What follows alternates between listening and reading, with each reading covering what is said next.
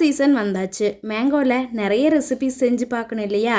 Hi friends, welcome and welcome back to my channel. இன்றைக்கி நம்ம சேனலில் செய்ய போகிற ரெசிபி மேங்கோ பிக்கிள் தான்.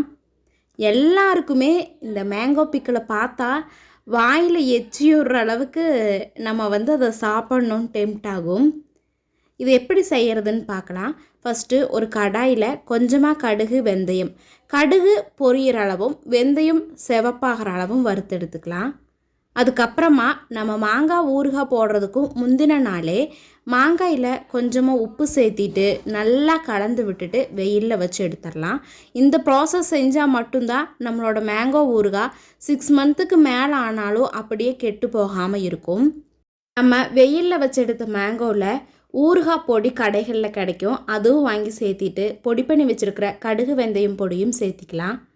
இது கூடவே கொஞ்சமாக பெருங்காயத்தூள் சேர்த்திட்டு நல்லா மிக்ஸ் பண்ணி தனியாக எடுத்து வச்சிடலாம். இந்த ப்ராசஸ் எதுக்கு செய்கிறோன்னா, மேங்கோவில் மெயினாக உப்பும் எண்ணெயும் நிறைய இருந்தால் தான் கெட்டு போகாமல் இருக்கும்.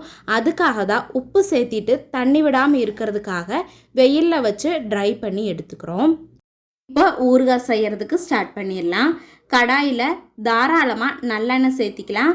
ஊறுகாய்க்கு எண்ணெய் நிறைய இருக்கணும், அதுவும் நல்லெண்ணெய் சேர்த்துனா தான் டேஸ்ட்டும் நல்லாயிருக்கும், ரொம்ப நாளைக்கு கேடு வராமல் இருக்கும்.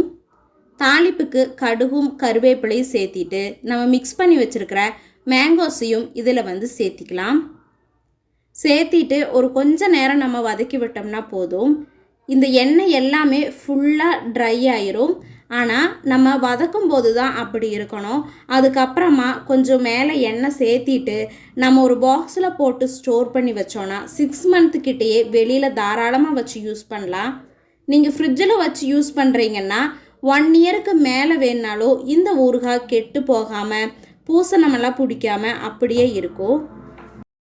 நான் சொன்ன மாதிரியே நீங்களும் செஞ்சு பார்த்துட்டு எப்படி இருந்ததுங்கிறத மறக்காமல் கமெண்ட் பண்ணுங்கள். வீடியோ பிடிச்சிருந்ததுன்னா இது மாதிரி நிறைய வீடியோஸ்க்காக நம்மளோட சேனலை சப்ஸ்கிரைப் பண்ணிவிட்டு லைக் பண்ணிக்கோங்க. தேங்க்ஸ் ஃபார் வாட்சிங். Bye bye.